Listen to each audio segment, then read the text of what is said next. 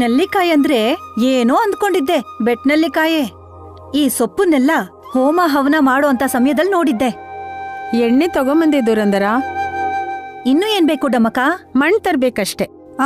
ನಮ್ಮ ಆಂಟಿ ಗಂಡ ನೆತ್ತಿ ಮೇಲೆ ಮಣ್ಣಿನ ಬುಟ್ಟಿ ಧರಿಸಿದ್ದಾರೆ ನೋಡಲಿ. ಭಾರವಾಗಿರೋ ವಸ್ತುನೆಲ್ಲ ಯಾಕಿತ್ತೀರ ನೀವು? ಇನ್ನೊಂದೆರಡು ಇಂಚು ಸಿಂಕ್ ಆಗಿ ಹೋಗ್ತೀರಾ ಅಷ್ಟೇ. ಪರವಾಗಿಲ್ಲ ವಿಕ್ರತು, ಈಗ ಪಾವನ ಮೂರ್ತಿ ಆಮೇಲೆ ವಾಮನ ಮೂರ್ತಿ.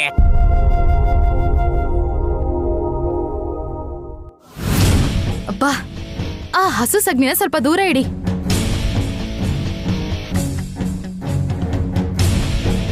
ಇನ್ನೂ ತಗೊಂಡ್ ಬರ್ಲಿಲ್ಲ ಸುಮನ. ಆಗ್ಲೇ ತಂದಿಟ್ಟಿರೋರ್ ತರ ಯಾಕೆ ಆಡ್ತಿದ್ಯಾ ನೀನು?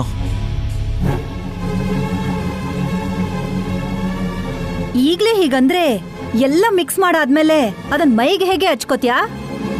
ಏನ್ ಮಾಡಕ್ಕಾಗತ್ತೆ, 2 ನಿಮಿಷ ಮೂಗ್ ಮುಚ್ಕೊಂಡು ಮೈಗ್ ಹಚ್ಚಿದ್ರೆ ಈ ಶಾಸ್ತ್ರ ಮುಗ್ಯತ್ತಲ್ಲ.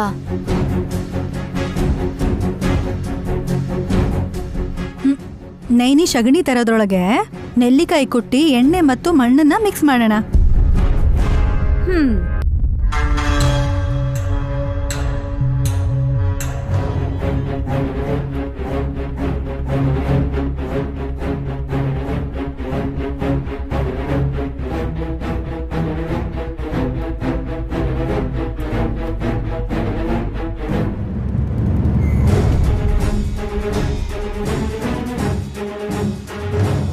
ಮಾಮ್ ಬ್ರೋ ಬಂದಿದ್ರೆ ಅವರೇ ಹೆಲ್ಪ್ ಮಾಡ್ಬೋದಿತ್ತಲ್ಲ. ಲೇ, ಕೆಲ್ಸ ಇದ್ರೆ ವಲ್ಲಭ ಬೇಗ ಬರಲ್ಲ ಅಂತ ನಿನಗೆ ಗೊತ್ತು ತಾನೆ? ಅವ್ರ ಕೆಲ್ಸದಲ್ಲಿ ಅವ್ರಿದ್ದಾರೆ.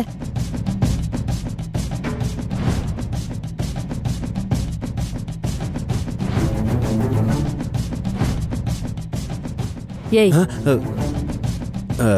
ತಗೋ. ಮಾಮ್, ಇದನ್ನ ಹೇಗೆ ಕಲ್ಸೋದು? ಅವರನ್ನ ನಾನು ಡೈವರ್ಟ್ ಮಾಡ್ತೀನಿ. ಆಗ ನೀನು ಇದನ್ನ ಕಲಿಸ್ಬಿಡು. ನೀವು ಹೆಲ್ಪ್ ಮಾಡಿದ್ರೆ ನಾನು ಏನ್ ಬೇಕಾದ್ರೂ ಮಾಡ್ತೀನಿ ಮಾಮ್. ಹಸು ಸೆಗ್ಣಿ ಜೊತೆ ಏನೇನೋ ಬೆರೆಸಿದ್ದಕ್ಕೆ ಅಲರ್ಜಿ ಆಗೋಯ್ತು ಅಂತ ಜಗಳ ಮಾಡಿದ್ರೆ ಸುಮನನ್ಗೆ ಸಿಟ್ಟು ಬಂದ್ಬಿಡುತ್ತೆ. ಆಮೇಲೆ ಅಕ್ಕ ತಂಗಿ ಮಧ್ಯೆ ಅಂತಿಂತ ಜಗಳ ಆಗಲ್ಲ.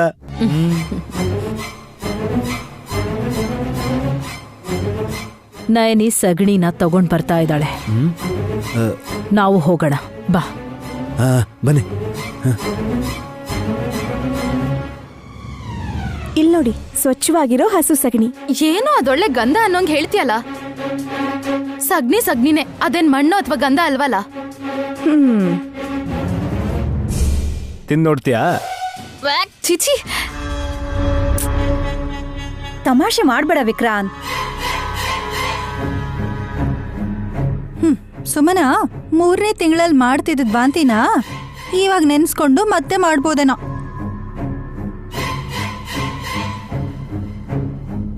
ಹೌದೌದು, ಮತ್ತೆ ಅದರಿಂದ ನಮ್ಗೇನೆ ತೊಂದರೆ ಆಗತ್ತೆ.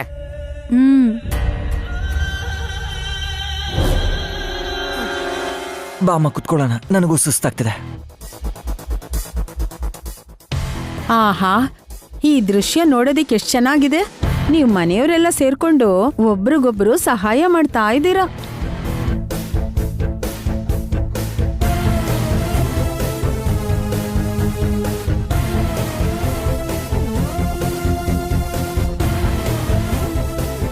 ವಲ್ಲಭ,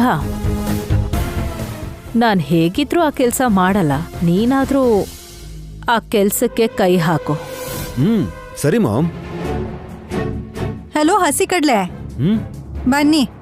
ಹಸಿ ಕಡ್ಲೆನಾ? ಯಾಕೆ ಹಾಗಂದೆ? ಯಾವಾಗ ನೋಡಿದ್ರು ಉಸ್ಲಿ ಬೇಕು ಅಂತ ಹೇಳ್ತಿರ್ತೀರಲ್ಲ, ಅದಕ್ಕೆ ಹಾಕಿ ಕರ್ದೆ. Mister husband.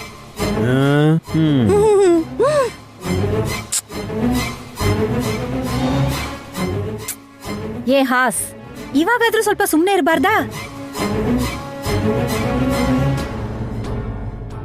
ಎಣ್ಣೆ ಮಣ್ಣಿಗೆ ಕುಟ್ಟಿರೋ ನೆಲ್ಲಿಕಾಯಿ ರಸನ ಚೆನ್ನಾಗಿ ಸೇರಿಸಿ.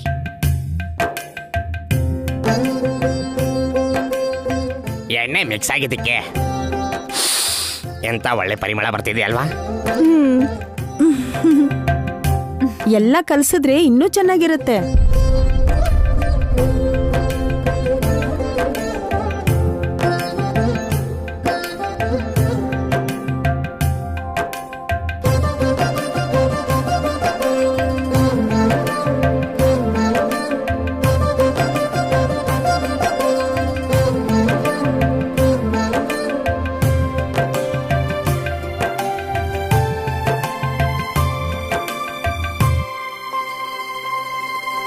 ನಿಜ,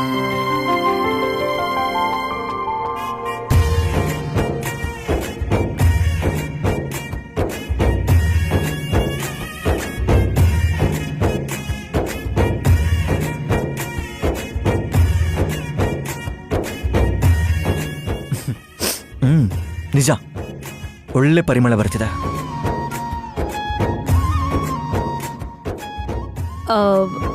ಎಲ್ಲಿ? ನಾನು ನೋಡ್ತೀನಿ ಕಂದ.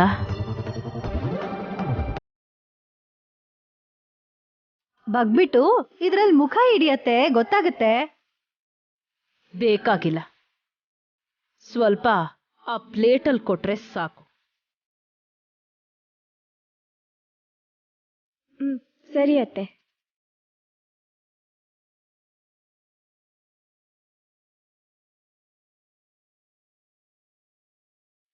ಕುಡ್ನೇನಿ ತಗೊಳ್ಳಿ ಮಾಮ್.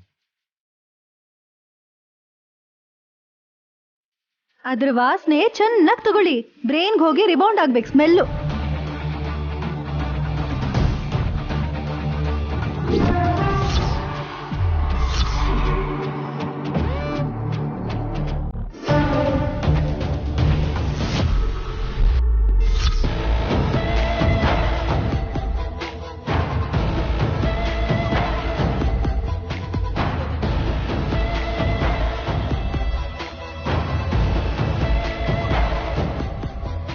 ಇನ್ನು ಎಷ್ಟೊತ್ತು ಅಂತ ಸ್ಮೆಲ್ ನೋಡ್ತೀಯ ಅತ್ಗೆ?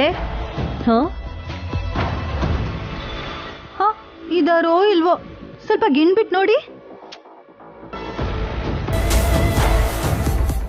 ಯಾಕಕ್ಕ ಹಾಗಂತ್ಯ? ಅತ್ತೆ ಪರವಾಗಿಲ್ವಾ? ಇವ್ರು ಹೇಳಿದ ಹಾಗೆ ಒಳ್ಳೆ ಸ್ಮೆಲ್ಲೇ ಬರ್ತಾ ಇದೆ. ನಿಜನಾ?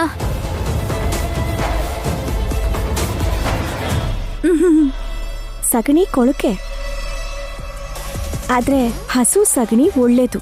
ಅದ್ರ ಬಗ್ಗೆ ತಿಳ್ಕೊಂಡ್ರೆ ಎಲ್ಲ ರೋಗಾನು ವಾಸಿ ಮಾಡುವಂತಹ ಔಷಧಿನ ನಾವು ಕಂಡ್ಕೊಂಡ್ ಹಾಗೇನೆ. ಸಗ್ನಿಗೂ ಪಬ್ಲಿಸಿಟಿ ಕೊಡ್ತಾಳೆ ನಮ್ಮಕ್ಕ.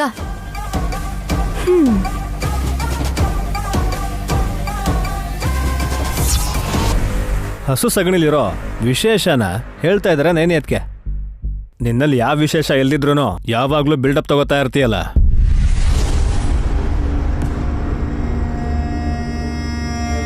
ವಿಕ್ರಾಂತ್, ಏನಾದ್ರೂ ಅಂದೇ ಇದ್ರೆ ನಿಮ್ಗೆ ಟೈಮ್ ಪಾಸ್ ಆಗಲ್ಲ ಅಲ್ವಾ? ಸರಿಯಾಗಿ ಜೋಡಿ. ಹಸ್ಬೆಂಡು, ಒಂದ್ ಚಿಕ್ಕ ತಟ್ಟೆಯಲ್ಲಿ ಹಾಕೊಟ್ಟಿದೀವಲ್ಲ, ಹೋಗಿ ಹಚ್ಕೊಳಕ್ ಶುರು ಮಾಡಿ. ಅದ್ ಮಾತ್ರ ನನ್ಗೆ ಮಾಮ್ಗೆ, ಮಿಕ್ಕಿದೆಲ್ಲ ನಿಮ್ಗೇನೆ. ಬನ್ನಿ ಮಾಮ್, ಇದು ನಮ್ಗೇನೆ.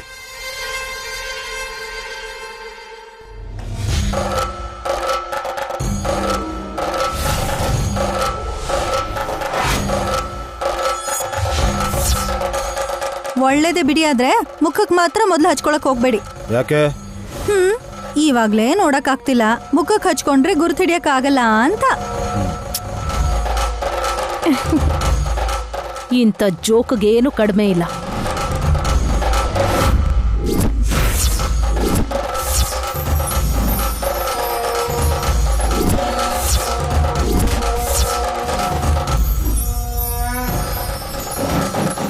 ಯಜಮಾನ್ರೆ, ವಿಕ್ರಾಂತ್ ಅವ್ರೆ, ನೀವು ಹಚ್ಕೋಬಹುದು. ಆಯ್ತು ಅತ್ಗೆ.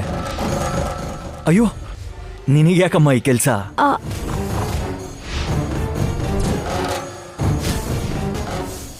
ಅವ್ರ ಕೆಲ್ಸ ಅವ್ರು ಮಾಡ್ಬೇಕಲ್ವಾ? ಹಾ, ಮಾಡ್ತಾಳೆ ಮಾಡ್ತಾಳೆ. ಹೀಗೆ ಬಿಟ್ರೆ ಇದೆಲ್ಲ ಚೆಲ್ಲಾಪಿಲ್ಲಿ ಮಾಡ್ಬಿಡ್ತಾಳೆ ಅಷ್ಟೇನೆ.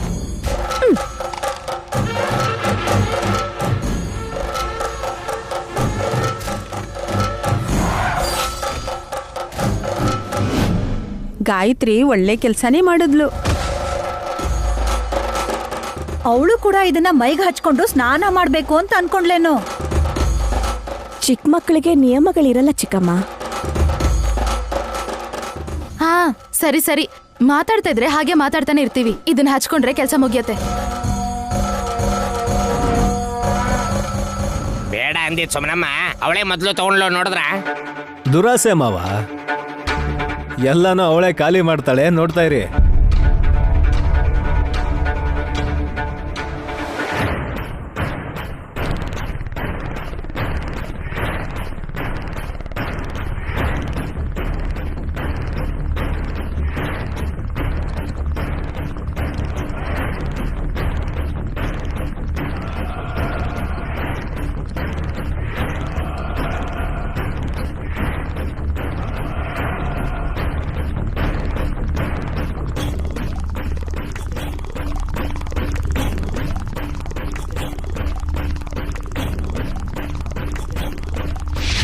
ಅತ್ತೆ ಬಳ್ಕೊಳ್ಳಿ.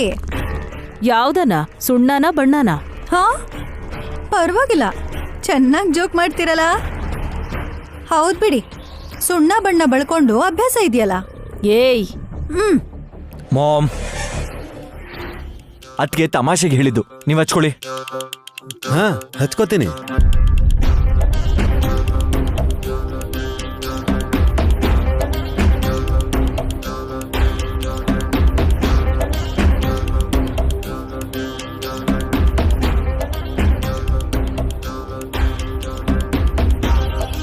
ಯಾರಿಗೂ ಏನೂ ಆಗ್ಲಿಲ್ವಲ್ಲ. ತಗೊಂಬಂದಿರೋ ಪೌಡರ್ ಖಂಡಿತ ಕೆಲಸ ಮಾಡುತ್ತೆ.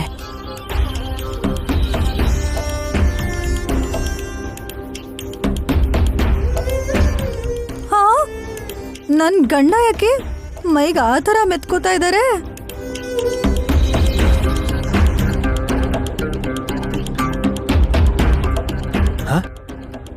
ಬ್ರೋ ನನ್ಗೇನು ಆಗಲ್ಲ. ಹಾ ಏನಾಗ್ಬೇಕು? ಅದೇ ಚೆನ್ನಾಗಿದೆ. ಹಾ ಸೂಪರ್ ಸ್ಮೆಲ್ಲು. ನೀವು ಹಚ್ಕೊಳ್ಳಿ.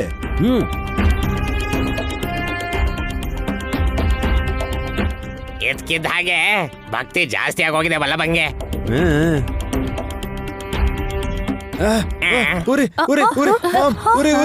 ಏನಾಯ್ತು ವಲ್ಲಭ? ವಲ್ಲಭ, ಏನಾಯ್ತು? ಭಾವ ಏನಾಯ್ತು? ಉರಿತದೆ.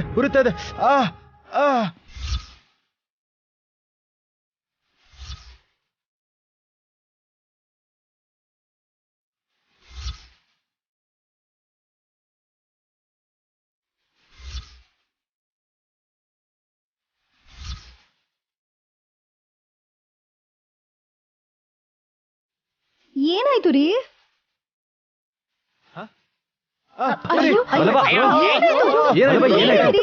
ಉರಿ ಮಾಮ್. ಅಯ್ಯೋ ಅಯ್ಯೋ ಉರಿನಾ? ಹೇಗೆ? ಎಲ್ರಿ? ಮೇಲೆ ಕೆಳಗೆ ಎಲ್ಲ ಕಡೆ ಉರಿತದೆ. ಉರಿ. ಅದನ್ನ ಹಚ್ಕೊಂಡ್ರೆ ನನ್ಗೂ ಹಾಗೆ ಆಗತ್ತಾ? ಯಾಕಾಗತ್ತೆ? ನೀನ್ ಸುಮ್ನೆ ಎಲ್ರಿಗೂ ಹೆದರ್ಸ್ಬೇಡ.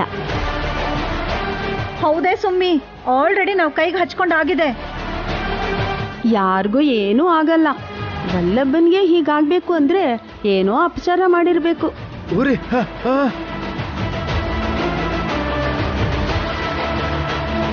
ಏನ್ ಮಾಡ್ದೆ ವಲ್ಲಭ? ನಾನೇನು ಅಪರಾಧ ಮಾಡಿಲ್ಲ. ಉರಿ. ಅಯ್ಯೋ ಉರಿ. ನಂಗೇನಾಗಲ್ಲ ಅಂತ ಯಾಕೆ ಹೇಳಿದ್ರಿ? ಅಯ್ಯೋ ಉರಿ. ಬಾ ಬೇಗ ಹೋಗಿ ತಣ್ಣೀರಲ್ಲಿ ಸ್ನಾನ ಮಾಡಿ ಭಾವ. ಹೋಗೋ. ಉರಿ.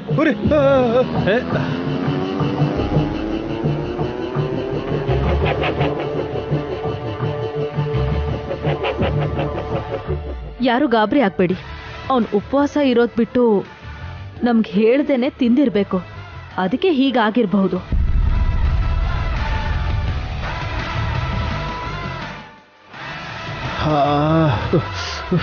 ಅಯ್ಯೋ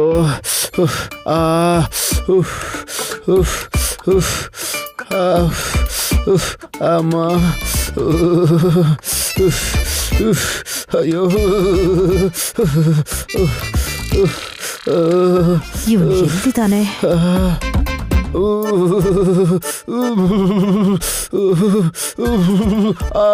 ಅಯ್ಯೋ ಏಯ್, ಇಲ್ಲಿ ಯಾಕೋ ಕೂತಿದ್ಯಾ? ಉರಿ. ಏಯ್, ಏನೇ ವಿಸಿಲ್ ಹಾಕ್ತಿದ್ಯಾ? ಸಾರಿ ಅತ್ತೆ. ಅಷ್ಟಕ್ಕೂ ನನ್ ಕೆಂಪರಾಜ ಎಲ್ಲಿ? ಕೆಂಪರಾಜನ? ಯಾರೇ ಕೆಂಪರಾಜ? ಮೈಯೆಲ್ಲ ಊರ್ದು ಕೆಂಪಗಾಗಿರತ್ತಲ್ಲ, ಅದಕ್ಕೆ ಹಾಗೆ ಹೇಳ್ದೆ ಅತ್ತೆ. ಅಲ್ಲಿ ನೋಡು.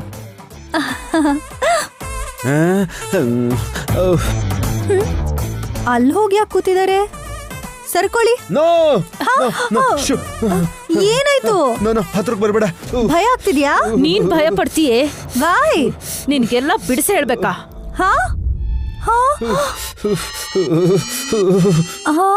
ಅಂದ್ರೆ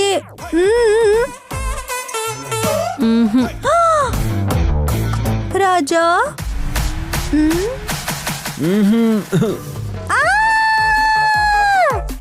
ಕಾಪಾಡ್ಬಿಟ್ರಲ್ಲ ಅತ್ತೆ ನನ್ನ.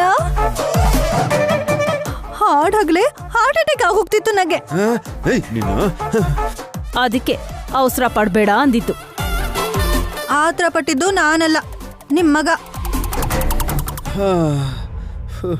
ಪುರಾಣದ ಪ್ರಕಾರ ಶಾಸ್ತ್ರೋಕ್ತವಾಗಿ ತಯಾರಿಸಿರೋ ಮಣ್ಣಿನ ರಸಾಯನನ ಹೇಗಂದ್ರೆ ಹಾಗೆ ಹಚ್ಕೊಂಡು ಈಗ ನೋಡಿದ್ರೆ ಇವರು ಭಿಕ್ಷೆ ಬೇಡೋರ್ ಹಾಗೆ ಏನು ಇಲ್ದೇ ಇರೋರ್ ತರ ಮೈ ಮೇಲೆ ಒಂದ್ ಬೆಡ್ಶೀಟ್ ಹಾಕೊಂಡ್ ಹೇಗ್ ಕೂತಿದ್ದಾರೆ ನೋಡಿ ನೀವೇ. ನೋಡೋಕಾಗ್ದೇ ಇರೋದಿಕ್ಕೆ ಇಷ್ಟು ದೂರ ನಿಂತಿರೋದು. ಅಮ್ಮ ಏನ್ ಹೇಳ್ತಿದ್ದೀರಾ ಮಾಮ್? ನನ್ಗಿನ್ನು ಊರಿನ ಕಮ್ಮಿ ಆಗಿಲ್ಲ. ಡಾಕ್ಟರ್ ಹತ್ರ ಹೋಗಿ ಆಯಿಂಟ್ಮೆಂಟ್ ತರ್ತೀನಿ ಅಂತ ತಾನೇ ಹೇಳಿದ್ ನೀವು. ಈ ಪೌಡರ್ನ ಹಚ್ಕೋಬೇಕಂತೆ. ಏ ಹಾಸಿನಿ, ಹಾ ತಗೋ. ನಾನೀ ಪೌಡರ್ ಬಳಸಲ್ಲ ಅತ್ತೆ. ನೀನ್ ಹಚ್ಕೋ ಅಂದಿಲ್ಲ, ಹಾ ನಿನ್ ಗಂಡನ್ಗೆ ಹಚ್ಚು ಅಂದೆ. ಅತ್ತೆ ಅಪ್ಪ ಏನಾಯ್ತೆ? ನಾನ್ ಕಟ್ಕೊಂಡಿರೋ ಗಂಡನೇ ಆಗಿರಬಹುದು ಅವರು. ಆದ್ರೆ ಅದೆಲ್ಲದಕ್ಕೂ ಮೊದ್ಲು ನೀವು 9 ತಿಂಗಳು ಹೊತ್ತು ಹೆತ್ತಿರೋ ನಿಮ್ ಮುದ್ದಿನ ಮಗ ನೀವೇ ಹೋಗ್ ಹಚ್ಚಿ ಪೌಡರ್ನ. ನನಗ್ ಮಾಡಕ್ ಆಗಲ್ಲ ಅಂತಾನೆ ಈ ಕೆಲ್ಸನ ನಿನಗ್ ಹೇಳಿದ್ದು. ನೀವೇ ನೋಡಕ್ ಆಗ್ಲಿಲ್ಲ ಅಂದ್ಮೇಲೆ ನಾನ್ ಹೆಂಗ್ ನೋಡ್ಲಿ ಅದ್ದೇ? ಏಯ್ ಮೆಂಟಲ್, ಅಮ್ಮ ನಾನ್ ಹೇಳ್ತಿರೋದು ಪಾಪ ಅವನ್ ಅಷ್ಟೊಂದು ಒದ್ದಾಡ್ತಿರೋದನ್ನ ಒಬ್ಬ ತಾಯಿಯಾಗಿ ನನ್ ಕೈಲಿ ನೋಡಕ್ ಆಗಲ್ಲ ಅಂತ. ಹೆಂಡತಿಯಾಗಿ ನಾನು ಅದನ್ನೇ ಹೇಳ್ತಿರೋದು. ಅವ್ರಿಗೆ ಎಲ್ಲೆಲ್ಲಿ ಏನಾಗಿದೆಯೋ, ಗಾಯ ಆಗಿ ನೀಲ್ಗಟ್ಟಿರ್ಬೋದು ಅಂತ ಅನುಮಾನ ನನಗೂ ಇದೆ. ಅಮ್ಮ ಅಯ್ಯಯ್ಯೋ, ನಾನಿಲ್ಲಿ ಉರಿ ಅಂತ ಸಾಯ್ತಾ ಇದ್ರೆ ನೀವಿಬ್ರು ಡಿಸ್ಕಸ್ ಮಾಡ್ತಾ ಇದ್ದೀರಲ್ಲ, ಬೇಗ ಬಂದು ಯಾರಾದ್ರೂ ಸುರೀರಿ. ನಂಗೇನೋ ಫೋನ್ ಬರ್ತಿರೋ ಹಾಗಿದೆ. ಹಲೋ, ಬರ್ತೀನತ್ತೆ. ಏ ಪೌಡರ್, ಬರ್ತೀನಿ ಹಸ್ಬೆಂಡು. ಹಲೋ ಹಾಸಿನಿ, ಹಾಸಿನಿ, ಹಾಸಿನಿ.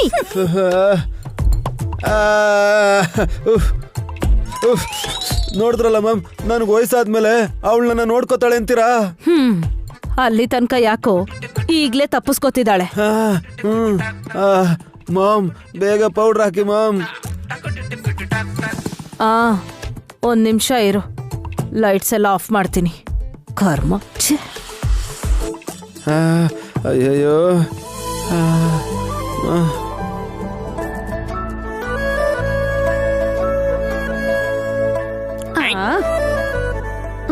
ಹುಷಾರಾಗಿಡು ವೇಶ್.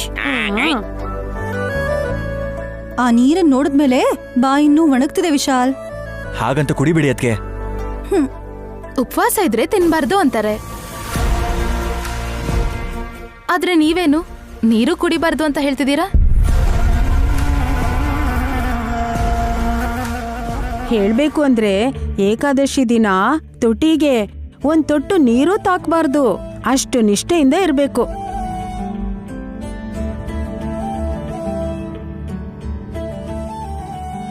ನನ್ ಗಂಡ ಈಗಾಗ್ಲೇ ಸ್ನಾನ ಮಾಡುವಾಗ ಒಂದ್ ಅರ್ಧ ಲೀಟರ್ನ ಗುಟುಕ್ಕಂತ ಕುಡ್ದಿರ್ಬಹುದು.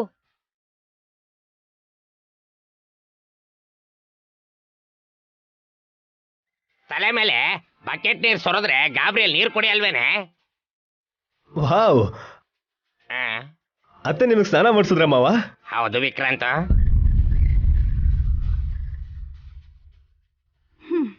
ಈ ರೊಮ್ಯಾನ್ಸ್ಗೇನ್ ಕಮ್ಮಿ ಇಲ್ಲ. ಹಾಸಿನಿ ಅಕ್ಕ, ನೀವು ಕೂಡ ದೊಡ್ಡ ಬಾವನ್ಗೆ ಸ್ನಾನ ಮಾಡಿಸಿದ್ರಾ? ಯಾವಾಗ? ಎಮ್ಮೆ ತರ ಗೊರ್ಕೆ ಹೊಡ್ಕೊಂಡ್ ಮಲ್ಕೊಂಡಿರೋರ್ನ ಎಬ್ಬಿಸ್ಬೇಕಾದ್ರೆ ಒಂದ್ ಮಗ್ಗು, ಡ್ರಿಂಕ್ಸ್ ಮಾಡಿ ಪ್ರಜ್ಞೆ ತಪ್ಪಿದ್ರೆ ಮುಖದ ಮೇಲೆ ನೀರ್ ಎರಚಕ್ಕೆ ಒಂದ್ ದೊಡ್ಡ ಜಗ್ಗು, ಅದನ್ನೇ ಸ್ನಾನ ಮಾಡ್ಸೋದ್ ಅನ್ಕೋತೀನಿ ನಾನು.